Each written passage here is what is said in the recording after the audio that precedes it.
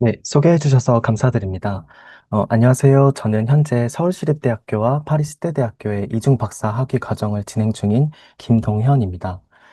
어, 이렇게 좋은 자리에서 발표할 수 있는 시간을 마련해 주신 브릭 관계자 여러분들께 감사드리고 바쁘신 와중에 참석해 주신 모든 분들께 감사드립니다.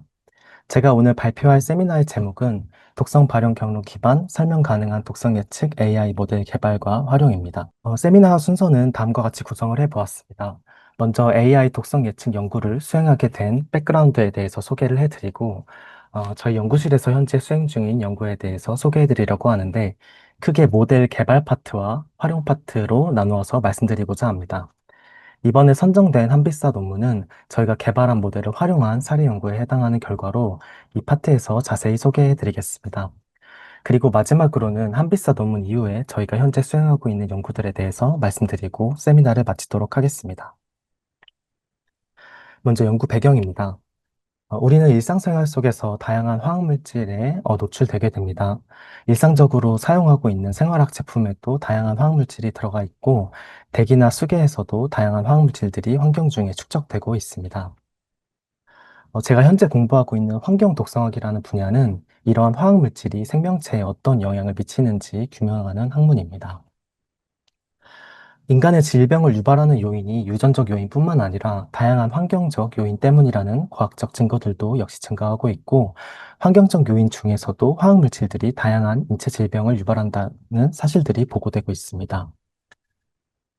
우리나라에서는 가습기 살균제 사건 이후 화학물질을 관리하는 법들이 개정되었는데요. 크게 화학3법이라고 하는 법률들이 존재하며 이 법들은 현재 우리나라에서 사용되고 수입 및 제조되는 화학물질의 안정성을 관리하기 위한 법적 기준으로서 기능하고 있습니다.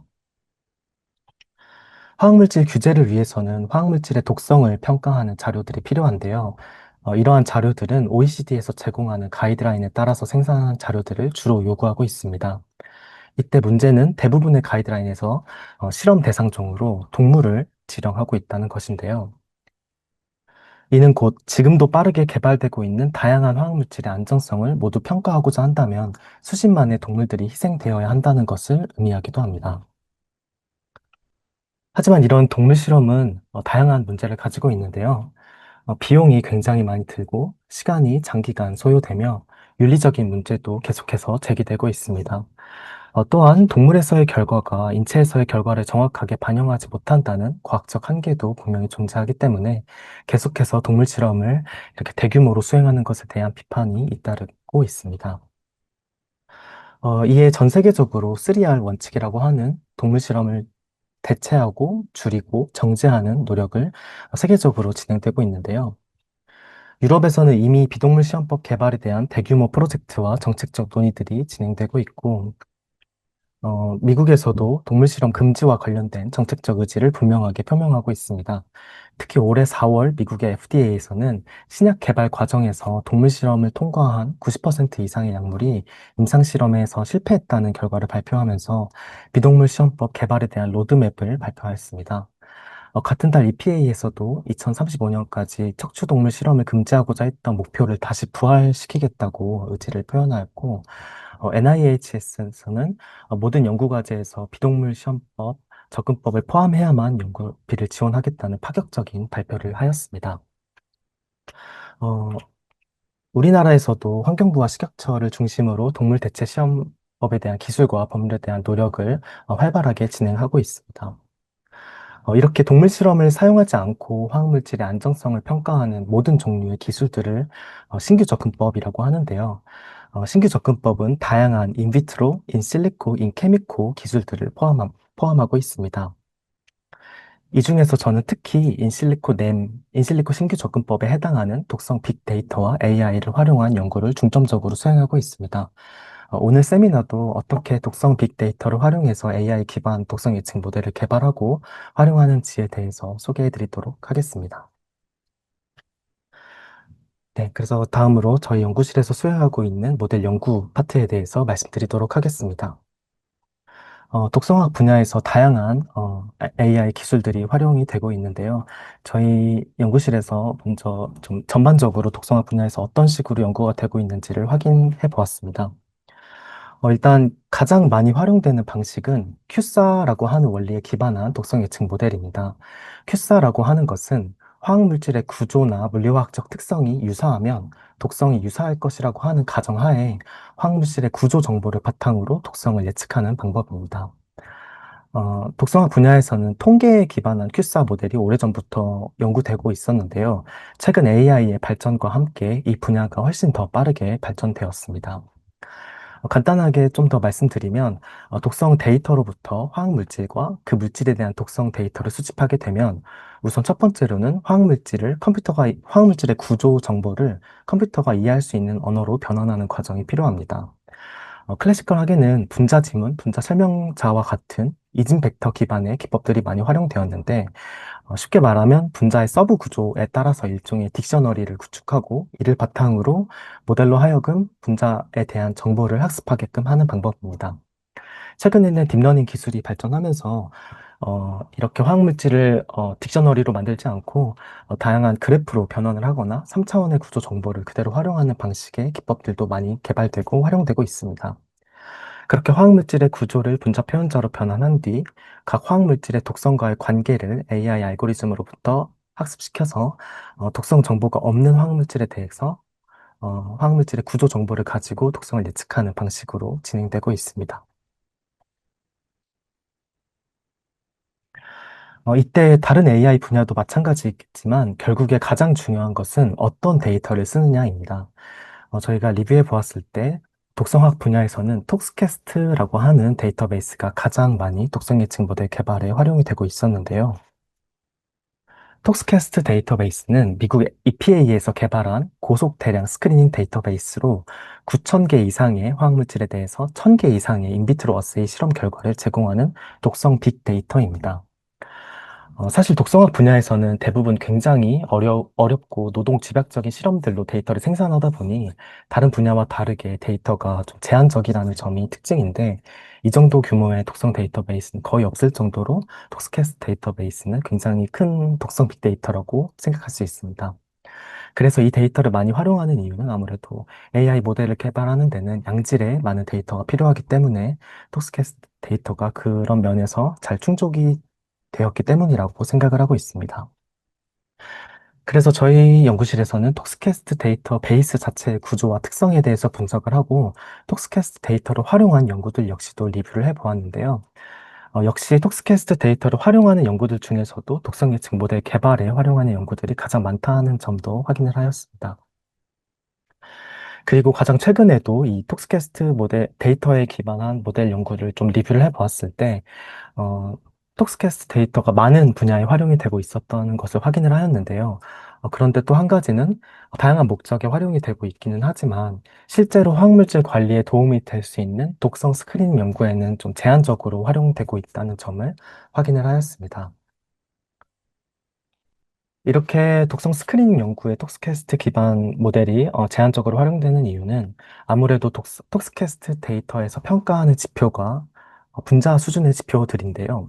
이 분자 수준의 독성 지표들은 실제로 규제 체계에서 평가하는 독성 지표, 독성 정말점과는 직접적으로 연관되어 있다는 정보가 좀 부족하기 때문에 이 데이터를 바로 활용할 수 없다라고 생각을 하고 있습니다. 또 특히나 이런 분자 수준의 지표가 발현을 한다고 하더라도 이게 개체 수준에서의 영향까지 이어질지는 모르고 불확실성을 가지고 있기 때문에 이 모델들이 독성을 바로 스크리닝 하는데 제한적으로 활용되고 있다는 점을 생각해 보았습니다. 그래서 이를 해결하기 위해서 독성 발현 경로라고 하는 프레임워크를 활용할 수 있는데요. 독성 발현 경로라고 하는 것은 분자 수준에서의 영향부터 개체 수준에서까지의 영향을 묘사하는 생물학적 지도로 복잡한 독성 메커니즘을 표준화해서 규제 메커니즘 데이터를 활용할 수 있게끔 하는 그런 뼈대로서 많이들 활용하고 있습니다.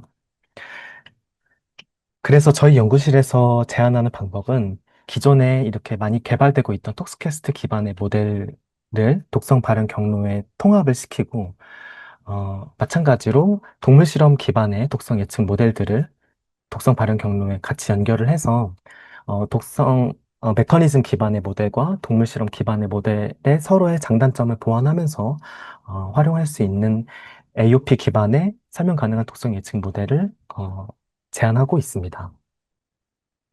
이를 위해서 저희는 먼저 톡스캐스트 데이터베이스에서 제공하는 약 1,400개의 어세이의 실험 결과를 어, 활용해서 시스테마틱하게 모델을 개발하고 각각의 독성, 이 바이오 어세이가 시사하는 독성 메커니즘을 분석해서 모델 성능 면에서도 우수하고 독성학적으로도 규제 종말점과 연관성을 가지는 최종 모델을 선별하였습니다. 그렇게 개발된 모델들은 독성 발현 경로의 메커니즘 부분에 해당하는 분자 개시 사건, 그리고 주요 사건 등에 연결될 수 있는 기반이 됩니다. 또한 OECD 이캔포탈 데이터베이스라고 하는 데이터베이스에서 OECD 시험 가이드라인에 따라서 생산된 다양한 동물 실험 데이터들이 있는데요. 이 데이터를 마찬가지로 시스테마틱하게 활용을 해서 모델을 개발을 하고 모델 성능을 분석해서 어느 정도 활용이 가능하다고 생각되는 모델을 선별하였습니다. 그래서 이렇게 개발된 모델들은 어, 일련의 표준화 작업을 거쳐서 독성 발현 경로 프레임워크 안에 있는 최종 악영향에 대한 이벤트와 연결이 될 수 있는 토대로서 기능을 할 수 있게 되었습니다. 좀 한 가지 예시를 통해서 다시 한번 이 과정에 대해서 말씀을 드리려고 하는데요. 먼저 이렇게 발달 독성과 관련된 독성 발현 경로를 구축을 합니다. 처음으로. 그래서 독성 발현 경로가 쉽게 말해서 이 발달 독성에 이르는 메커니즘을 묘사한 지도라고 생각을 하시면 되는데요. 이 발달 독성 AOP를 먼저 구축하고, 그리고 발달 독성 AOP에 근거해서 앞서 개발한 톡스캐스트 데이터와 OECD 가이드라인에 따라서 생산된 동물 실험 데이터를 이 AOP의 각 수준에 맞게 데이터를 선별을 하게 됩니다. 그리고 이렇게 선별된 데이터를 바탕으로 각각의 이벤트를 시사하는 모델들을 개발을 해서 최종적으로 단일한 모델을 통해서 예측하는 것이 아닌 이렇게 독성 발현 경로 기반의 시리즈 모델을 통해서 화학물질의 독성을 평가할 수 있는 그런 체계를 마련하였습니다. 그래서 저희는 현재 이러한 방식으로 다양한 독성 종말점에 대해서 연구를 수행하고 있는데요. 크게 발달 독성, 발달 생식 독성, 그리고 유전 독성, 신경 독성 등에 대한 종말점의 대상으로 이러한 연구를 수행하고 있습니다. 그리고 오늘 발표에서는 이 발달 및 생식 독성에 관해서 조금 더 자세히 말씀드리도록 하겠습니다. 그래서 이렇게 개발한 발달 및 생식 독성에 대한 모델을 저는 이제 가칭으로 I.4CAST라고 하는 이름을 한번 지어봤는데요. 이 모델은 앞서 말씀드린 것처럼 기존에는 만약에 발달 독성에 대한 모델을 개발한다 하면은 이 인비보 기반의 발달 독성 데이터만 가지고 모델을 개발해서 활용을 하거나 아니면 발달 독성을 시사하는 이 메커니즘 데이터를 가지고 모델을 개발해서 활용을 했었는데 저는 이것들을 통합적으로 연결을 하고 화학물질을 평가할 때도 각 예측 데이터들을 통합적으로 고려해서 의사결정을 할 수 있는 이런 프레임워크를 제안하였습니다. 그리고 이렇게 제안한 모델은 저희가 작년 유럽 공동연구센터의 대체시험법 파트너십에서 개최한 EPA NEM 디자이너톤이라고 하는 워크숍에 참가를 해서 하나의 NEM 기술로서 제안을 하였으며 현재 이 컨소시엄 안에 있는 다양한 유럽, 미국 연구진들과 토론하며 이 기술이 어떻게 실제적으로 활용이 가능할지 계속해서 검토하고 함께 연구를 수행하고 있습니다. 다음으로는 저희가 이렇게 앞서 말씀드린 개발한 모델과 프레임워크를 어떻게 활용을 하는지 그 사례에 대해서 말씀드리려고 하는데, 이번에 선정된 한비사 논문이 생화학 제품 안에 있는 바이오사이드의 독성을 예측하는데 활용한 사례 연구라고 이해를 해주시면 될 것 같습니다. 그래서 바로 이 논문인데요. 이 논문은 크게 5단계로 구성이 되어 있습니다. 첫 번째로는 생식 및 발달 독성 평가를 위한 톡스캐스트 바이오 어세이를 선별하는 과정이고요.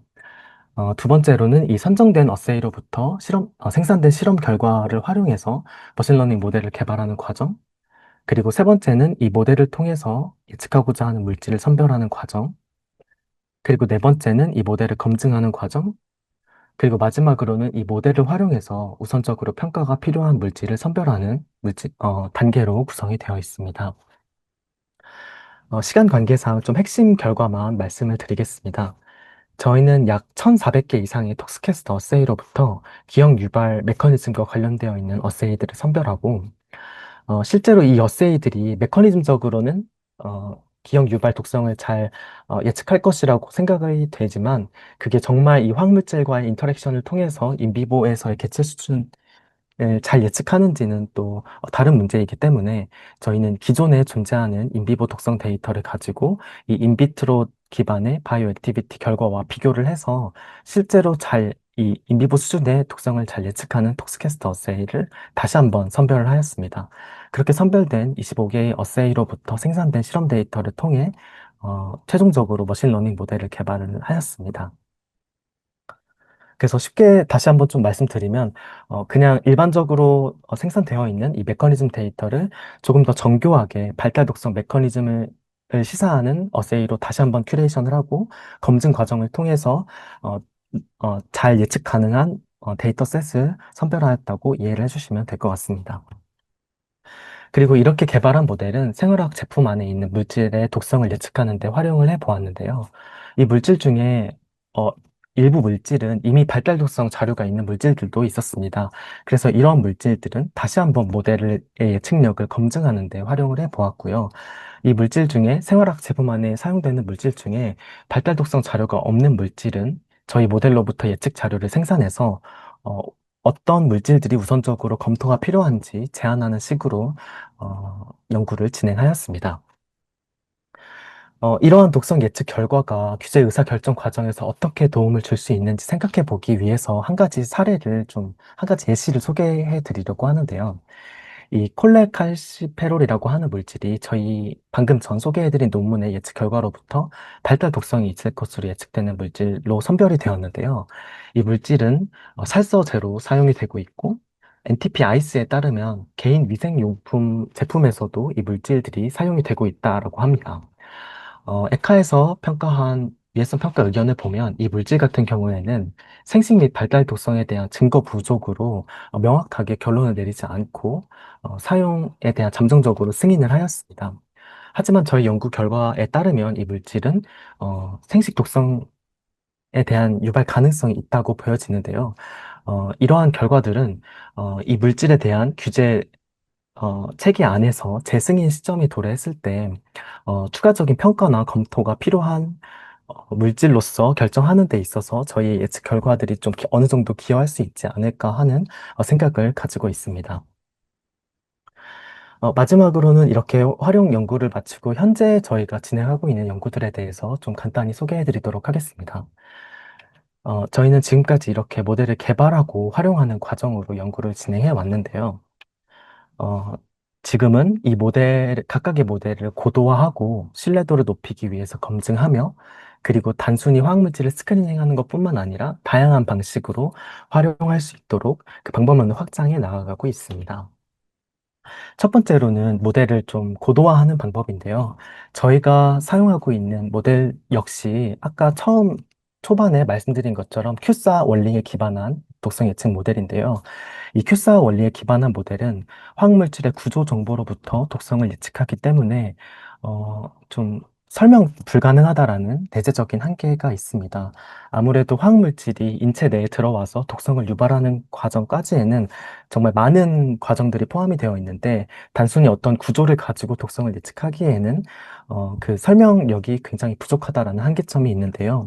저희는 구조 정보만 이를 해결하기 위해서 앞서 말씀드린 독성 발현 경로에 근거해서 좀 설명 가능한 독성 예측 모델을 개발하는 연구를 현재 활발하게 수행하고 있고요. 조금 더 구체적으로는 이 구조 정보만 가지고 모델을 개발하는 것이 아니라 각 독성 발현 경로에 해당하는 이 메커니즘 데이터를 활용해서 독성 예측을 하는 설명 가능한 모델을 개발하는 연구를 수행하였고, 지금 현재 다양한 학회에서 발표를 하고 있습니다. 그리고 또 하나는 아무래도 이 예측 모델의 궁극적인 목적이 실제로 화학물질을 규제하는 데 도움이 되기 위해서 개발하는 것임을 고려해 본다면 이 모델의 예측 결과를 충분히 신뢰할 수 있어야 할 것인데요. 그러기 위해서는 이 모델의 예측 결과를 검증하는 과정들이 충분히 필요할 것으로 사료가 됩니다. 그래서 저희는 현재 저희가 개발하는 모델에 대한 신뢰도를 높이기 위해서 다양한 레퍼런스 케미컬, 그러니까 이미 독성 자료를 가지고 있는 다양한 물질들에 대해서 적용을 해보면서 이 모델이 얼만큼이나 어, 기존의 독성 자료들을 분류하는 데 잘 활용이 될 수 있는지 그 신뢰도에 대해서 평가하는 연구들을 계속해서 진행하고 있습니다. 그리고 마지막으로, 그 세 번째로는, 이 예측 결과를, 더 근본적으로 화학물질의 독성을 평가하는데, 활용할 수 있는 그 프레임워크들을 좀 더 개발하고 있는데요. 사실, 어떤 화학물질을 평가하는 데 있어서 저희가 아무리 잘 고도화하고 좀 신뢰도 있는 AI 모델을 개발한다고 하더라도 그 예측 모델에 서 나온 그 예측 결과만 가지고 이 화학물질의 의사결정을 하는 데는 많은 좀 불확실성이 따를 것으로 저희도 생각을 하고 있습니다. 그렇기 때문에 이 예측 결과 하나에만 좀 의존하는 것이 아니라 이 기존의 이 AI 모델 이외에 다양한 신규 접근법 데이터들을 같이 연결을 해서 좀 더 통합적으로 의사결정을 할 수 있는 그 체계에 대해서 마련하는 연구들을 수행하고 있습니다. 그리고 마지막으로는 저희가 이렇게 신규 접근법에 대한 연구를 주로 인체 독성을 중심으로 연구를 하고 있는데요. 좀 최근에는 이 인체 독성 데이터들을 어떻게 하면 생태 독성 쪽에도 연결을 할 수 있을까를 고민하면서 많은 사례 연구들을 진행하고 있습니다.